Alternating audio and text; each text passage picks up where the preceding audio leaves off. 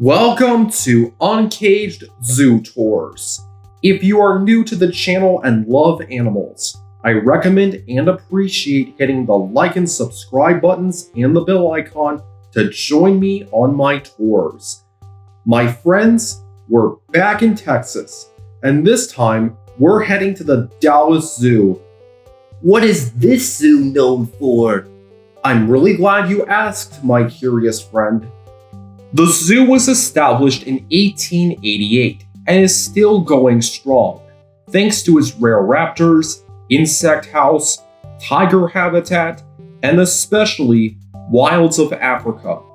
Wilds of Africa opened in 1990 and is one of the main highlights of our journey because it has so much to offer. It showcases Africa's rainforests, deserts, coasts, savannas, and rivers. So without further ado, let's put on our pith helmets and start part 1 of our first Dallas adventure.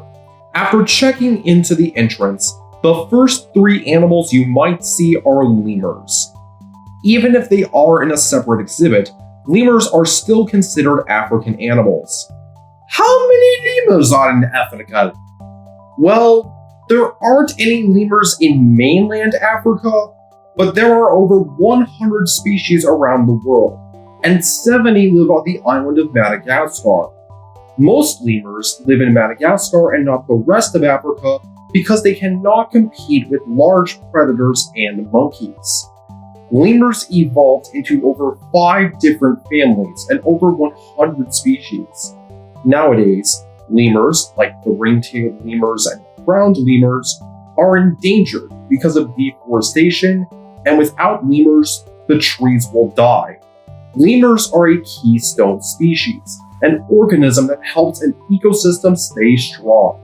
In the forest of Madagascar, lemurs pollinate flowers and disperse seeds to help the forest grow.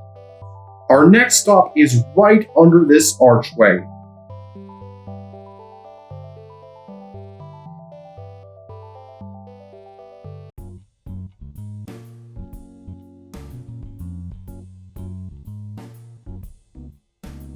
Now where are we? We're in Wilds of Africa's first exhibit, Penguin Cove, representing South Africa's salty shores. Welcome back to my tours, my African penguin friends. In my cold water quest at the Georgia Aquarium tour, I mentioned that no 2 African penguins have the same spotted plumage.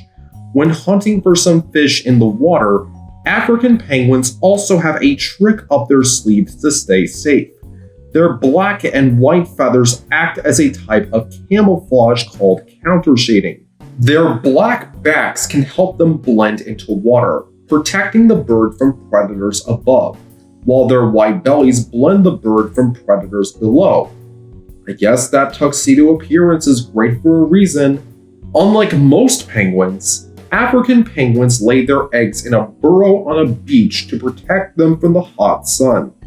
After 41 days, the chicks hatch and stay in the burrow for 3 weeks, and then they can explore their sunny world. But the chicks have to return to the burrow to avoid leopards, mongooses, domestic cats, and dogs. The next animal is our speedy friend the cheetah. In my Africa at the Cincinnati Zoo tour, I said that cheetahs run up to 70 miles per hour to catch their prey. But first, they must find it. Cheetahs have black markings near their eyes called malar stripes. The markings help them attract sunlight and prevent glare from entering their eyes. Like most predators, cheetahs usually pick on old, young, or weak animals to hunt down. However, cheetahs can only run for a short distance and can only run for a quarter of a mile before they can tire out.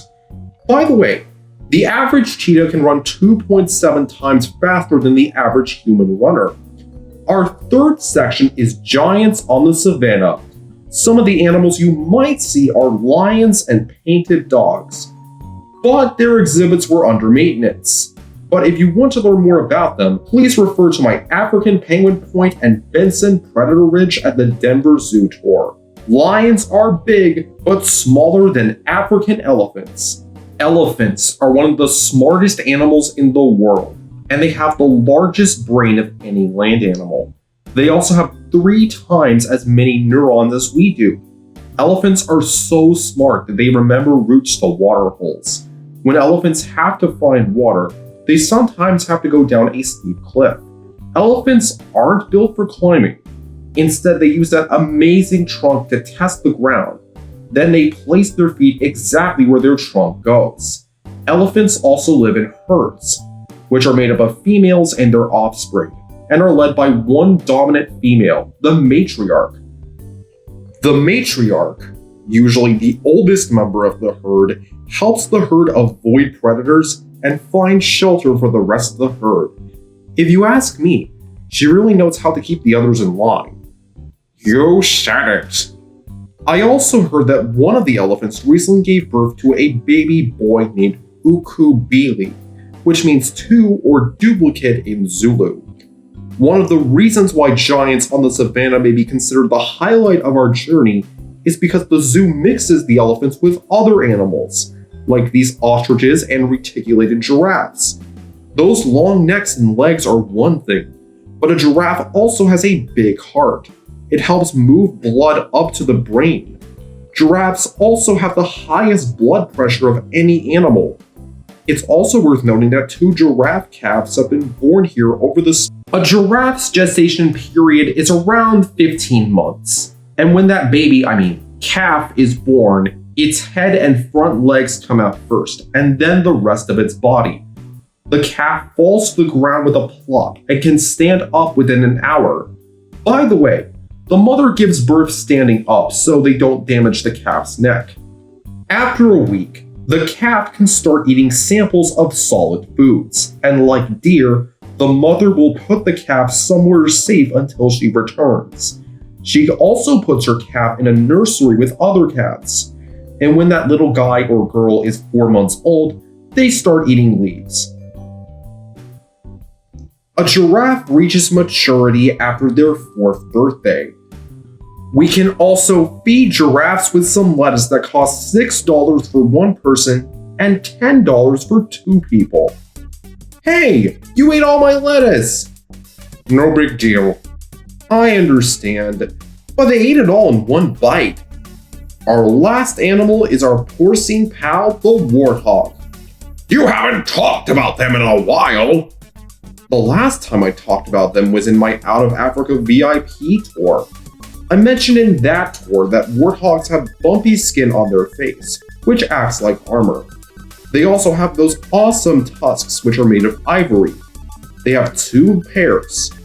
Longer ones are at the top and shorter ones are at the bottom. Even though those tusks and bumps are powerful weapons, they can also run away at 30 miles per hour. Also, warthogs kneel to eat on lower grass. They also have knee pads to protect them when kneeling.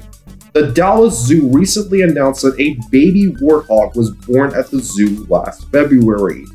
The keepers told me that they were in the process of trying to get her adjusted to going out on habitat.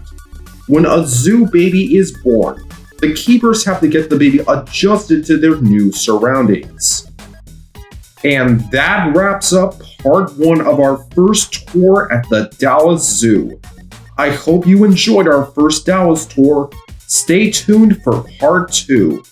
We'll meet gorillas, okapis, plenty of birds, hippos, and witness the return of the chimpanzee.